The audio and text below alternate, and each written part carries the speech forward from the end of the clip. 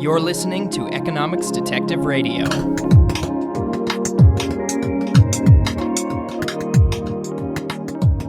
My guest today is Jamin Speer of the University of Memphis. Jamin, welcome to Economics Detective Radio. Thanks, Garrett. Thanks for inviting me. I'm happy to be here. Yeah, it's happy to have you on. So our topic for today is a paper you've written called Are Changes of Major Changes? The Role of Grades, Gender, and Preferences in College Major Switching. So generally a paper about why students switch majors, and it's sort of, it's something important because it's a major career change, and it can lead to a major career change before the career is even started. So what got you interested in studying this? Yeah, I would say it's two things. And one of the things is actually what you just mentioned, which is, there's a lot of literature out there thinking about career search and how people find their career and they change occupations and all this kind of thing. And what we said is, well, the college major choice is a really important part of the career search. And people change majors a lot, just like they change jobs a lot. And we actually don't know a lot, or we didn't know a lot before this paper about that process and how people make those decisions. The other thing is really just looking at what was right in front of our eyes. As college professors, we have students come to us all the time and say, yeah, professor, I'm a physics major, but I liked your class. I'm thinking of changing to economics. Or I'm an accounting major and I'm not sure I like it anymore. What should I do? Students come to us with these concerns, and so we took that the qualitative things that we had learned from just talking to students and said, well, let's try and find some data and see what patterns we can find and see if the patterns in the data line up with what we hear from students and what we've heard anecdotally. So that's really a big part of it, is just thinking about both literature and what are some places in the literature that haven't been fleshed out, and also just what's right in front of us. And that tends to be how I find topics is looking at things that are observable to me, whether it's job choices or college major choices, things that I can see people around me doing, and then find some data and see what I can find out about those things. Yeah, speaking of the data, I imagine that it wasn't too hard to get administrative data sets on people's majors from. Where is your data source from? Yeah, we don't actually use administrative data, which we kind of think is a strength. So let me tell you about that. So it is tough to find data to answer this question, because a lot of data sets have information about people's college major, but not a lot of data sets actually follow people through college and ask them their major repeatedly, which is what you need if you want to study switching behavior, right? So we went to an old favorite of labor economists, which is the National Longitudinal Survey of Youth, or the NLSY. This is a data set that's been used thousands of times for a lot of different topics, but not for this one.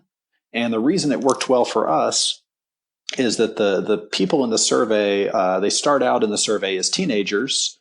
They're followed through into adulthood, and that includes their college time. So, and every year while they're in college, they're asked, what's your field of study? And so what we do in the paper is we look at people who start in one field of study and finish college in another one. We call that major switching. In terms of your question about administrative data, there are some papers that study major choice with administrative data, not quite the way we do, but and sometimes the findings from those papers can have sort of limited external validity, if that term doesn't mean anything to some people listening, just limited applicability to outside of that school. Because I saw, for instance, there are some papers that study how NYU students choose their major. Well, that's interesting, and those are interesting papers. But if anybody knows about college, NYU students tend to be very highly able, wealthy. They're not representative really of the typical college student. And so using this national data set that's not focused on high achieving students, but is focused on, average students, we actually think our results are more applicable to thinking about how normal students make these decisions. Yeah, that's a good thought. And these would be normal students at many different universities At or many different types of colleges. places, yeah. Yeah. So there are some people in the sample who are probably at Harvard and Yale and NYU. There are others who are at, Southeast Dakota State. I don't even know if that's a real school, but the types of schools that actually are where most college students go. Most college students, don't go to Harvard. Most college students go to, non-elite public schools. And so I think understanding, having a wide variety of students in our sample, I think is helpful for taking these findings and trying to, apply them to the general population. I think that's important. Yeah, and it's good that this survey kept repeatedly asking people for their major. I imagine that when they designed the survey, they weren't thinking of this particular kind of study, but just gathering everything they could. Yeah, I think that's right. I mean, if you look at the survey, that's the reason it's been used so much is they collected data on everything you could imagine, whether it's education or career or health or test scores or your family, your income, all these kind of things. And so, being able to have all these things in a data set together allows you to link different outcomes. So yeah, so we think the NLSY makes a lot of sense for studying this. It's been used by people like Derek Neal at University of Chicago. He wrote a famous paper using the NLSY on occupational switching. And one thing he says in that paper is he finds that college graduates change jobs less often than high school graduates. And he makes a comment like, this is probably because they had time to search while they're in college. And so that's actually one of the comments that inspired us to look at this, is to say, okay, well, that sounds like he's talking about major switching, people switching careers, like you said, before they're into their career. And so we think of this paper as just, an earlier chapter in people's careers. We know something about what they do later in life. And but we didn't know a lot about how they make this major switching decision, and I think it makes sense when you think about it that people would switch majors often. So we find in our data that over a third of students switch majors. We find 37%, which is pretty close to what other people have found in their papers, and it makes sense. I mean, these are people who are choosing a major at age 18 or 19. And I don't know about you, but there's a lot I didn't know at 18 or 19 about myself and about life and about what I was interested in and what I was good at. And so it makes sense that people between 18 and 22 would change course pretty frequently. If anything, I'm actually a little bit surprised the rate isn't higher. I'm actually surprised that 63% of people in our data do not switch majors, just because, although I didn't switch majors, so I guess I'm part of the 63%. But just because I think, asking people to make a big life decision like college major, which we know is correlated with earnings and life outcomes and all kinds of stuff, asking people to make that decision at age 18 and 19 is a tough thing to do. And so it doesn't surprise me that a lot of people change their mind between 18 and 22. Yeah, I was part of the 1/3 that switched. I was going to do business, but I really liked my econ classes, and now I'm all Okay. but dissertation in an Well, econ PhD. So clearly the right choice, or maybe. I went in with two choices. Yeah, I think you made the right choice. I went in with two choices: economics and political science. And my story is basically that I had a good economics professor and a bad political science professor. Hopefully, he's not listening. And so that got me on the economics path. But also, one thing that I think gets us into thinking about the paper in my story is that I liked the academics of economics. I mean, it fit the way that I thought, it fit my skills, but I also really liked the people. When I was in an econ class, I found other people who kind of thought about the world in a similar way as me. And I also took electives in, say, sociology, which was really interesting, but I found that the way they talked about issues just didn't really make as much sense to me. And that's not to say it's wrong, it just didn't fit with the way I thought. And so in our paper, that's a kind of a big push of our paper, is saying that this is not just about academics. people get into majors that they think are interesting, and then they find out things about those majors. It might be the makeup of those majors. They might not know that a major is overwhelmingly male or overwhelmingly female. And they might get there and realize, oh, I don't really necessarily fit in this major. Or they might find that a major is really competitive. It's full of, high achieving students who are going after a limited number of A's, and it's very cutthroat and it's not cooperative. And so they want out, right? So there's a lot of things that it's not just about, do you like the subject? It's also, do you like the culture? Do you like the people who are around you? And I think our findings really point to those things being important. Yeah, let's talk about how you quantified some of those things. Yeah.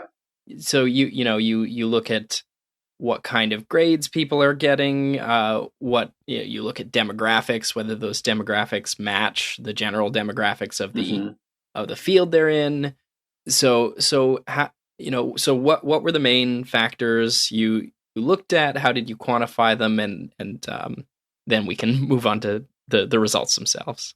Yeah, that's a great question. What we basically tried to do is take all the factors of majors that we could quantify and try to quantify them. And there's a lot of things you can't quantify. But for example, one thing that we had heard from the qualitative data, just interviewing students, is that certain majors are highly competitive, and that competitive culture breeds, a lack of cooperation, and people are out to sabotage each other and things like that. And so, how do you quantify competitiveness? Well, that's a really hard question to answer. What we did is we found two measures that we think, if you put them together, adds up to competitiveness. One of those measures is the average SAT scores of the students in the major. So you've got high achieving students. The other measure is a measure of grading standards. So how high and low are the GPAs in that major? So what we're saying is, if you've got a major with high achieving students and GPAs tend to not be that high, that means that those high achieving students are competing for a small number of high grades. And that's the type of culture that I think we would classify as competitive. On the other hand, if you're surrounded by students who are less high achieving, or, in terms of test scores, and grades tend to be high, which is true in places like humanities, then I think you'd call that not as competitive. And so that's an example of a thing that we think really matters, competitiveness, that you can't measure directly, but we do our best. We also think, the culture of majors matters. Again, how do you measure culture? You can't, but you can look at the makeup. You can look at the percent of the major that is male, the percent that is white, Black, Hispanic, Asian, and those sorts of things. So that's kind of on the non-academic side, if you will, these cultural measures. And then on the academic side, we have these variables that are the average number of courses that you would have to take in each area to complete that major.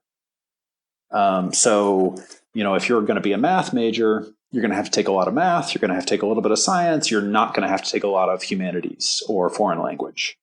And if you're if you're an English major, you're going to take a lot of humanities courses and not much science or math. And so those are very different. So in the model we have in the paper, which I owe mostly to my colleague Carmen Astorni-Figari, who's a theorist, and she's really brilliant at thinking about these things. Majors are, think of majors as having two components. One is these non-academic cultural components, and one is these academic components, which is the courses you'd actually take. And basically what we say is that in our model is that you might end up mismatched with your major for both of those reasons. So you might be in a major that doesn't really fit your skills. And the way you're going to learn about that is you're going to get low grades. Mm-hmm. So maybe you thought you were really good at math because you did well in math in high school, and then you get to your engineering class and you realize you're not as good as you thought. And so you get a C, and you might want to find a less mathy major. You might also be mismatched on the preference, the cultural component. You might say, you might not be a really competitive person, and you might find yourself in a very competitive major. And that's going to lead you to switch as well. So there's these sort of two sets of reasons why you might switch majors. And really what's driving all that is the fact that you don't know everything when you enter college. You don't know everything about your own abilities. I've heard from plenty of students that, they were one of the best students at their high school. And so they thought they were going to be one of the best students at their college. And it turns out when you get to the bigger pond of college, you're not quite as highly ranked as you thought. So there's this, you don't quite know where you fit in terms of ability. And then you also don't know that much about majors. I mean, if you were to poll high school students on, what percentage of history majors are male, they would give answers all over the board. That's not a question that people know the answer to. And so you're going to find those things out when you get to college. And so you're going to learn things when you get to college, when you first pick a major, and you might learn that your first choice wasn't ideal. And that's where the switching decision comes in. Mm. Yeah. So you have this model of mismatch where there's someone sort of has their ideal major and then the major they're in, and those are sometimes the same and sometimes different.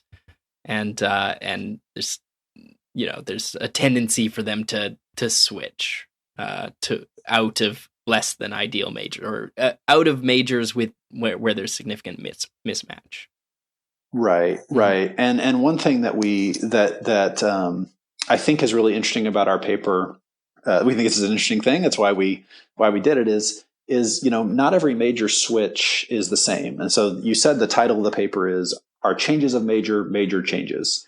And the reason we titled the paper that is because let's say you are a little bit mismatched. So you go into physics and you get B's and you think, I'm okay at this, but I'm not quite as good as I thought I was. I thought I'd be acing these tests. Well, what we say in the model, and this turns out to be true in the data, is that if you're in that situation where your grades are okay, but you're not perfectly matched, you might switch, but you're not going to switch to something a long way away. So we construct this measure of major distance, where some majors are very different from each other. Physics and art history, for example, they're very different because the course requirements are extremely different. Mm. Physics and biology, or physics and chemistry, on the other hand, are close to each other. Those are things where there's some course overlap. So if you switch from one to the other, you don't have to kind of throw away all your courses. You can take some of that with you. And what we say in the model, and we find, is that, like I said, if you get a B in physics, you're a little bit mismatched. You might switch, but you're going to switch to chemistry or biology. You're going to switch to something close by because you were mismatched, but not that badly, right? If you end up getting an F in physics, you might say, oh man, I'm really in the wrong major here. I need to find something totally different. And so you might switch to art, or you might switch to education. And so this idea that, and I think what we find is that that's true, that the lower your grades, the longer, the bigger switch you make. And I think that's consistent with this idea that people are trying to figure out their right match and the right match for their abilities. And if they get it really wrong to begin with, they're going to make a major correction. But if they get it just a little bit wrong, they might make a minor correction. Yeah. So your grades are a signal of potentially mismatch, but also just of your general ability. Yeah.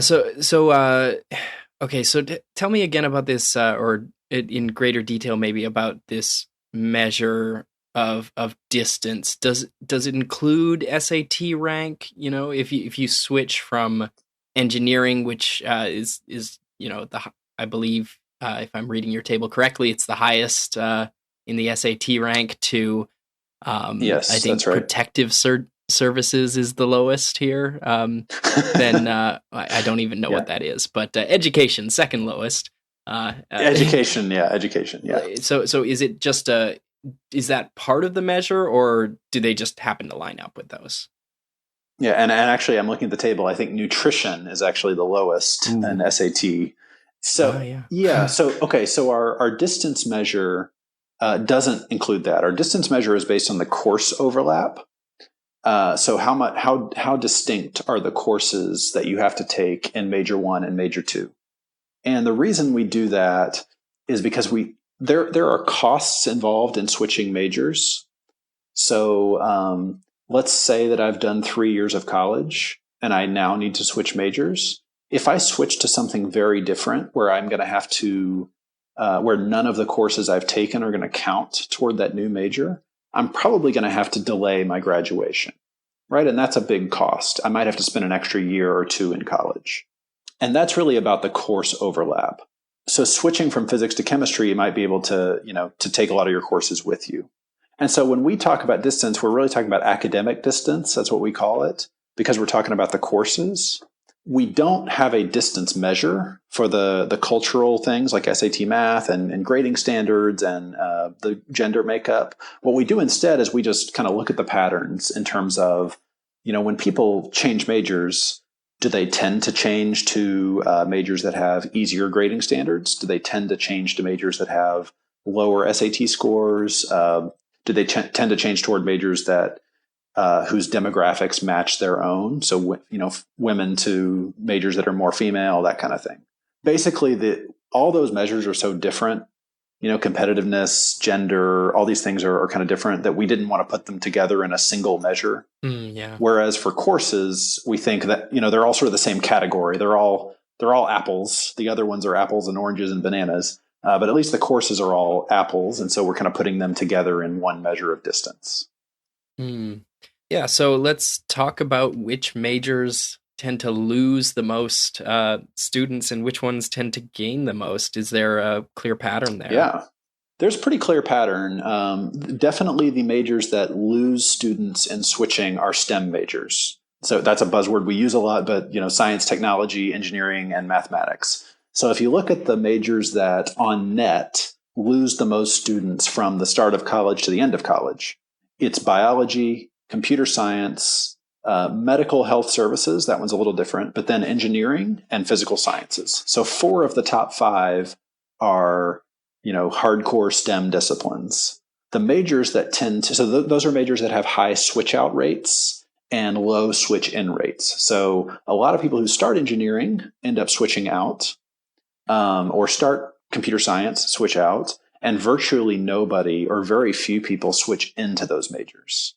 On the other hand, things like business, things like social sciences, philosophy, and economics is actually high on the list.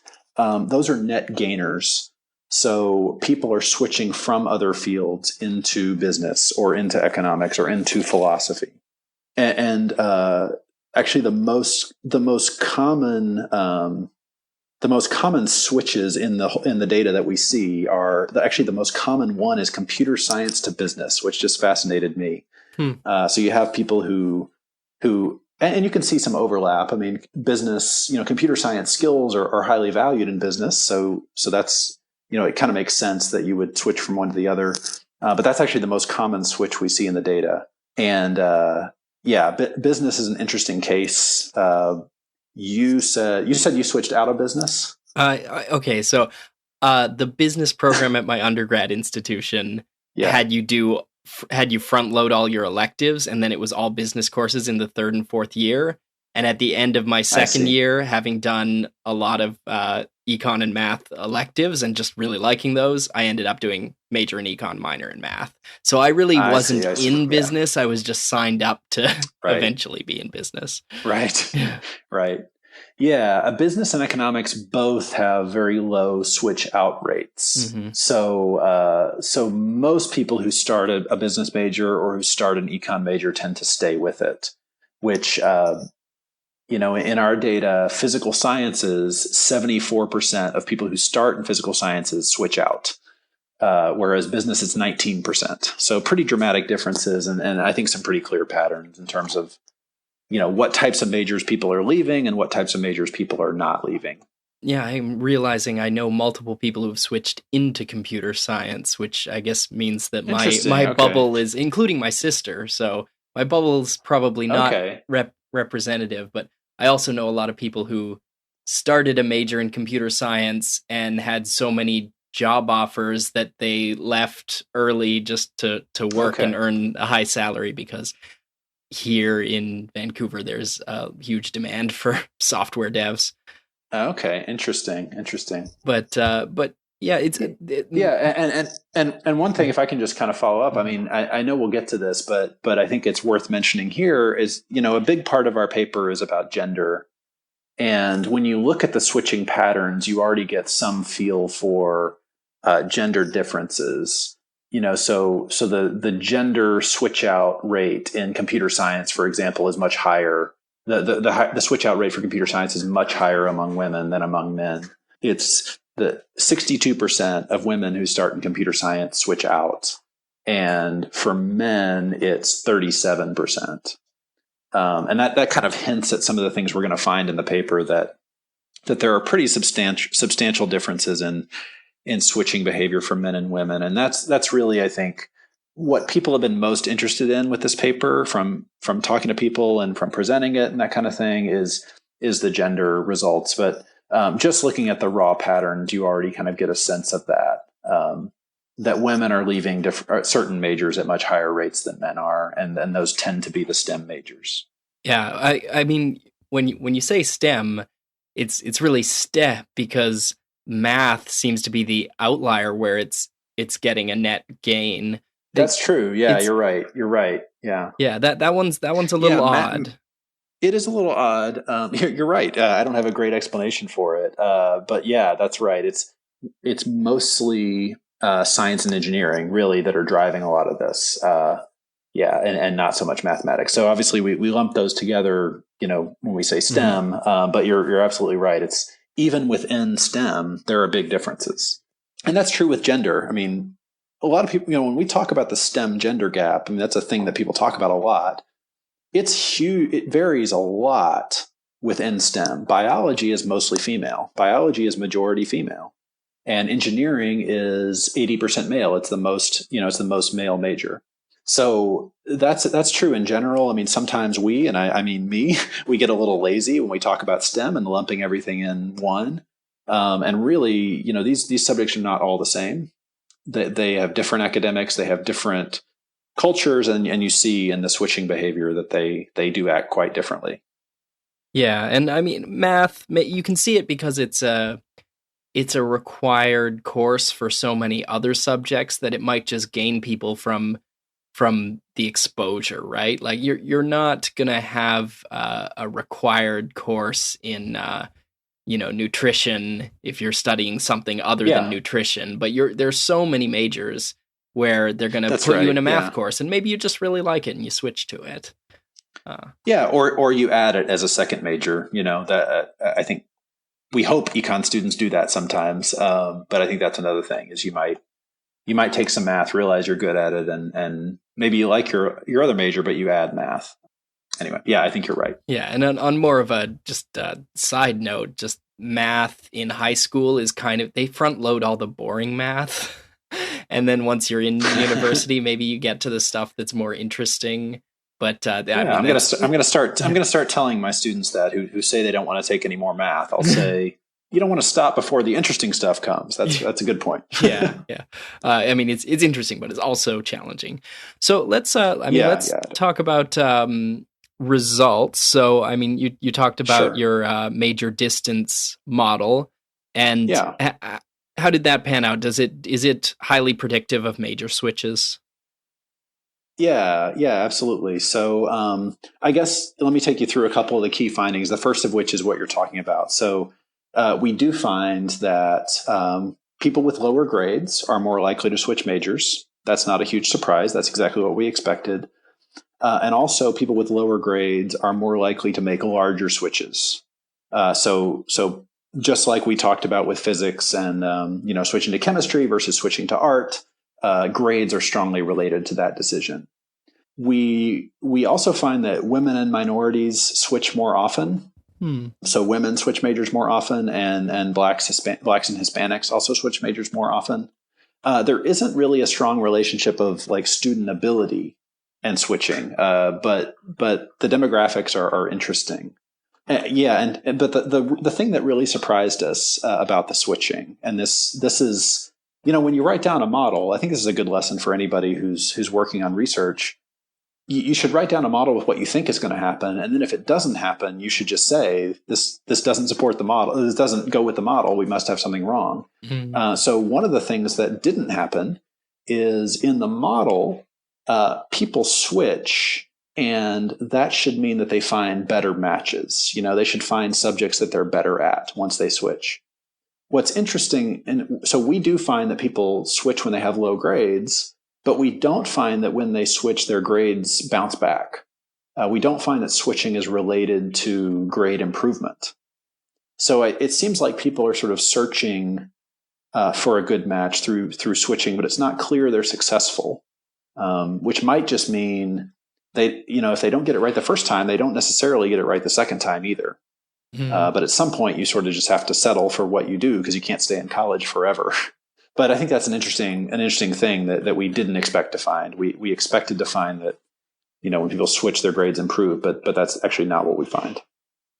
Yeah, well, that's really that's interesting. So there's not much of a pattern with you said ability. Is that proxied by SAT score?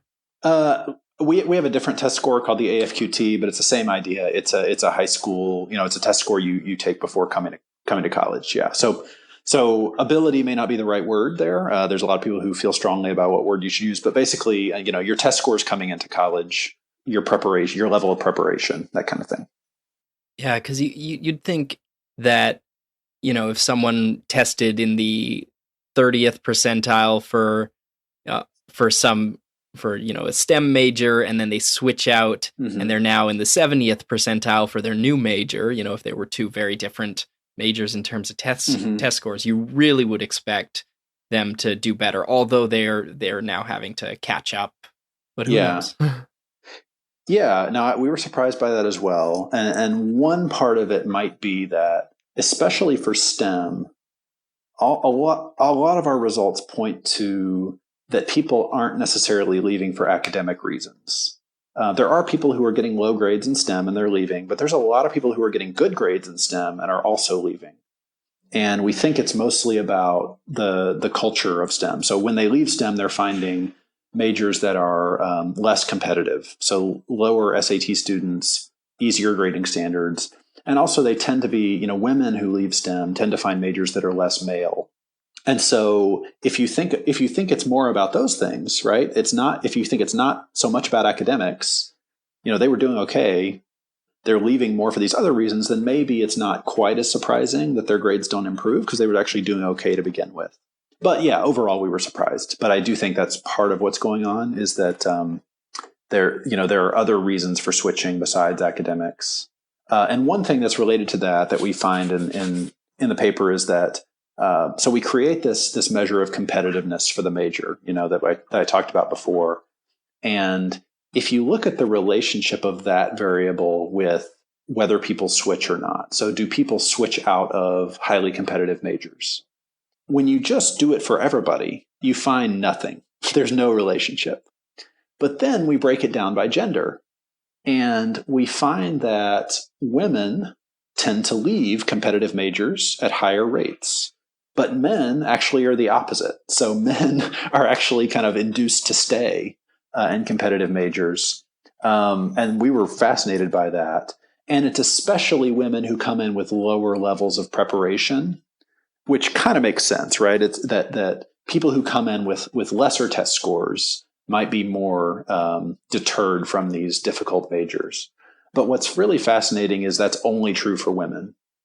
So the less prepared men, the men who come in with lower test scores, they seem fine with these competitive, difficult majors, and the lower ability women, I shouldn't say ability, lower test score women, they tend to leave. So there's this big gender gap in how people respond to their environment, how people respond to being in this competitive majors.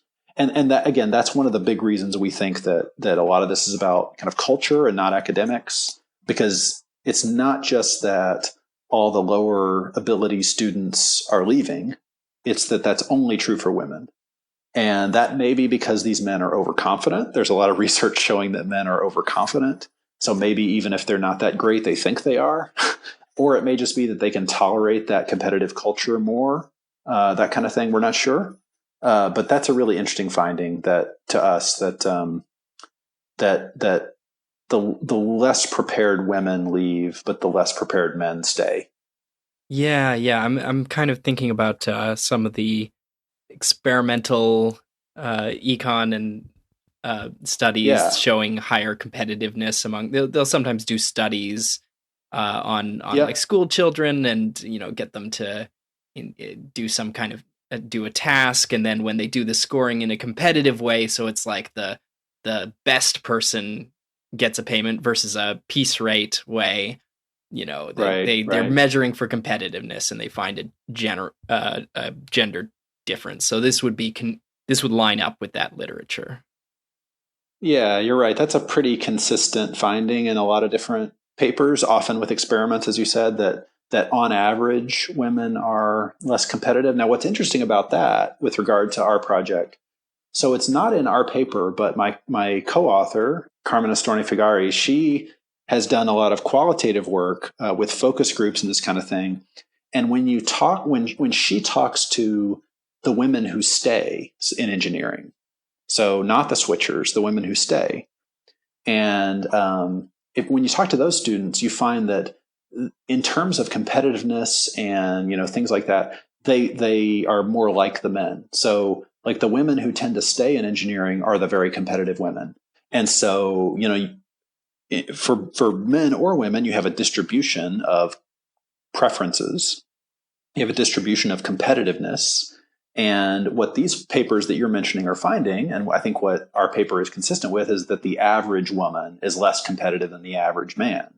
But that doesn't mean there aren't plenty of very competitive women who actually really enjoy these fields. But the ones who switch out maybe are not those. The ones who switch out are the ones who don't love that cutthroat kind of competitive environment.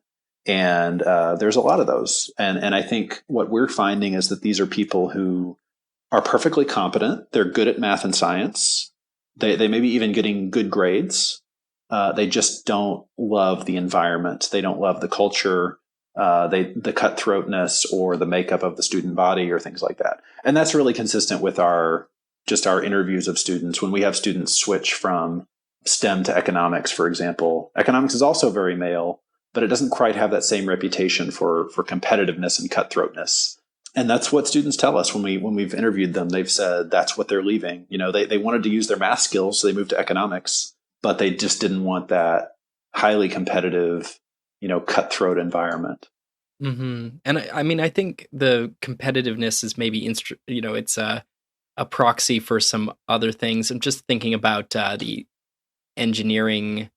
The I mean, there's all sorts of data that you don't have. Like if only this Yeah. this survey had done like time use journals. But I suspect you'd find that in engineering, people have classes all day and then labs late into the evening, and they work late into the night every weekday, and their only leisure time is the one night a week when they get blackout drunk. Sorry to any engineering majors listening, but yeah, maybe this is just a pattern I've noticed at the multiple universities that I've been to. But other majors are not always like that. Yeah, that's right. And I think a general way to put that is that, and there are big quality of life differences across majors. And, in some other work I've done, we've talked about this because a lot of people choose majors that have low return in the labor market. And there are some papers that try to, give them this information, give people information about earnings in the labor market and see if they change majors.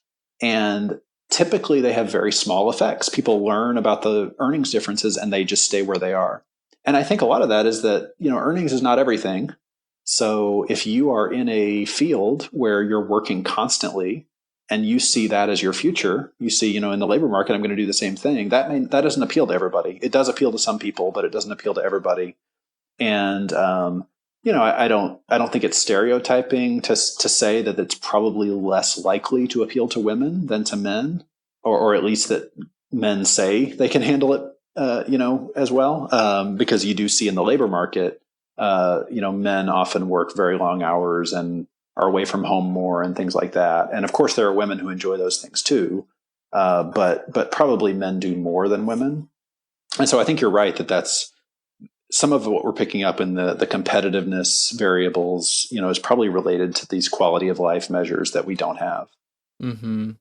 Yeah, and I mean there might just be the surface level that people want to be around other people like themselves, but yeah, I think it's probably Absolutely, yeah. a lot of it is picking up other things that we don't measure that are on average Yeah, more appealing to men or women or to various groups. yeah, and we agree with that. We certainly say in the paper and want to emphasize that we can't really nail down what the exact mechanisms are. We can only observe with data what we can observe, but we don't know exactly what it is. When we say culture of a major, that's a very that's not a very precise term. That could mean a lot of things. And so absolutely, we don't. It's hard to do a quantitative study where you pick up those things. And I think there's a lot of work in the education field that maybe economists look down on a little bit because it's not quantitative, but it gets at some of this. It actually asks people, for free response. Why are you leaving? What don't you like about STEM? These kind of things. And so I think a lot of what you're saying is borne out by that there are these things that are very difficult to observe in data that certain people like about majors and other people don't like. And those things are important. So we can't make a whole lot of progress on doing that in this paper, but we think we can at least point to those things and say, these are real things that matter. It's not just about academics. It's not just about, earning power for the future. It's about quality of life and liking to be around the certain kinds of people and that kind of thing. Yeah. Yeah, I mean, I know it's not directly in your paper, but it's interesting to think about how this idea of the culture of a major feeds into the labor market for the people with that degree. Mm-hmm. That because I know a lot. I know people who are software devs, and people who work in tech, and there's just a culture of working very late hours and unpaid overtime, and sort of pouring your whole self into your job. And one imagines that companies wouldn't be able to really demand that if they weren't attracting a certain kind of person, which starts from that kind of person being drawn into and not leaving the computer science major, right? Right. And if you think about, let's suppose there are a lot of people who could be very, very good computer programmers, like you're saying, and they don't like that culture, they're going to select out, they're going to switch out. And so who's left? It's the people who don't mind that, or the people who even like that. And so it really just feeds back on itself that by driving away people who don't like a certain culture, you just reinforce that culture.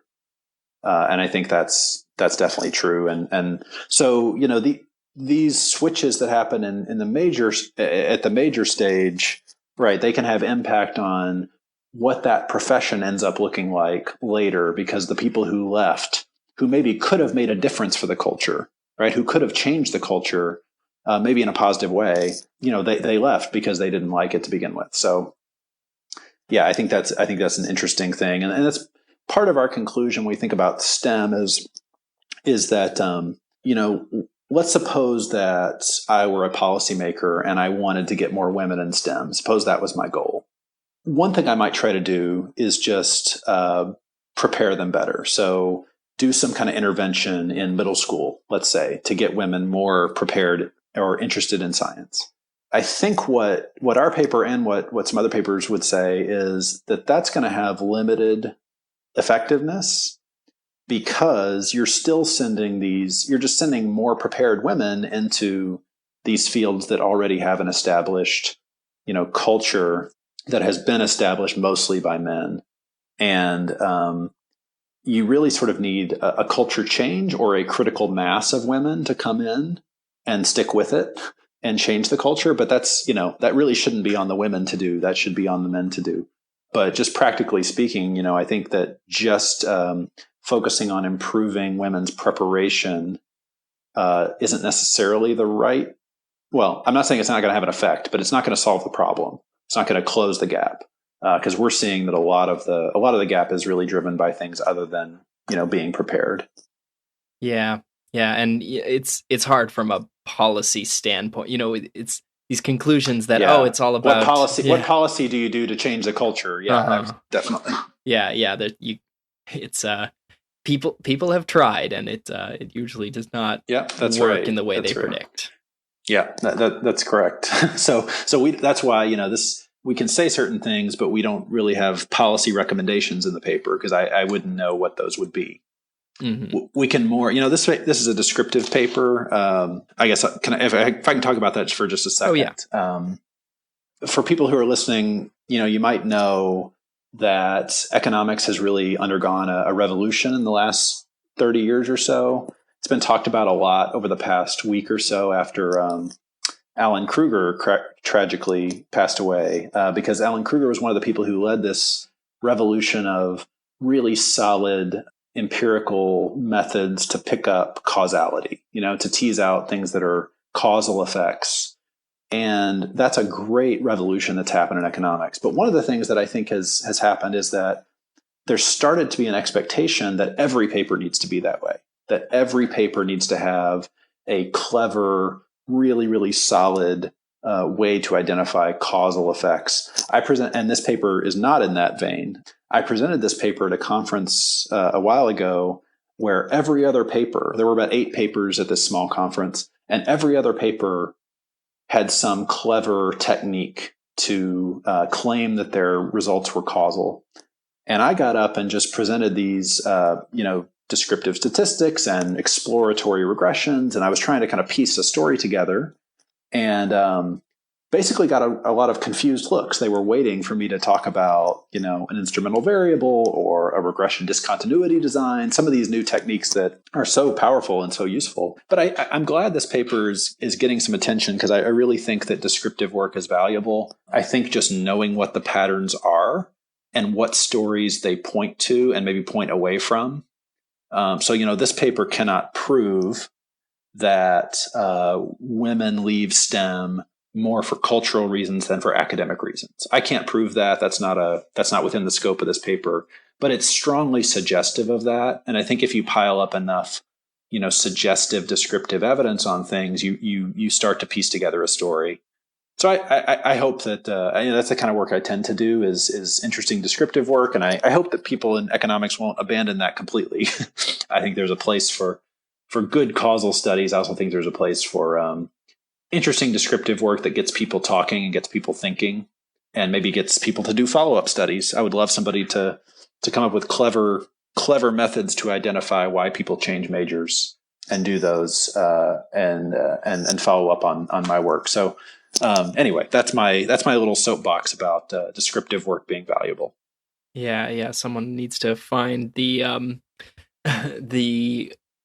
natural experiment where there's some random source of variation in the culture of an engineering major or something. Exactly.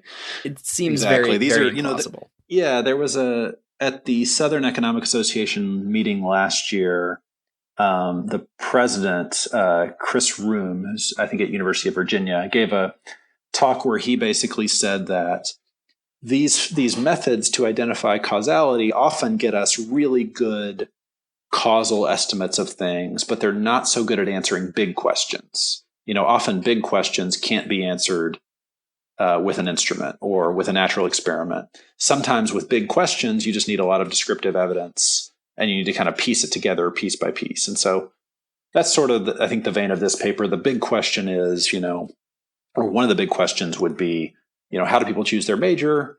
Why do people leave STEM? Why are women and men different in their major choice behavior? Those are big questions you can't answer that in one paper. You answer it in a lot of different pieces of research put together.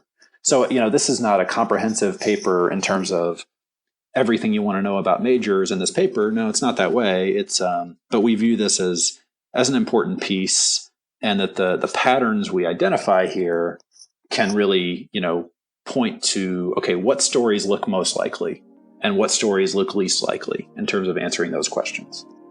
All right. Yeah, and on that note, my guest today has been Jamin Speer. Jamin, thanks for being part of Economics Detective Radio. Thanks, Garrett. It was fun. Talk to you later.